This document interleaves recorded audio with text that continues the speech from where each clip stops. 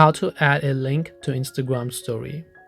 In order to add a link to your Instagram story, first of all, make sure that you copy any random link over here. So I'll copy a random link. After I copy a random link, I can tap the Instagram app icon to open it up. Tap the plus icon next to your story tab in order to come to this page, and then select the footage that you would like to add to your story. Now, let's just say that I want to add a link to this story so that other people who is viewing my story can tap with the link and go to the respective website that I want them to go.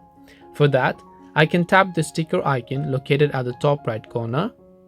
Then from here on, I can simply look for the option known as link. In case you don't find it, you can tap the search option there. Now tap the link option and paste the link that we copied. After you do that, tap on done, and then here you'll find a little sticker of the link. You can pinch in to zoom in or zoom out. If you want this to be visible, you can simply crop this to the maximum like this, and after that you can hit the arrow icon to add this to your story. This way you can go ahead and then basically add a link to your Instagram story. Hope this video was helpful. If you have any questions, feel free to leave them down. Thank you for watching and see you soon in our next video.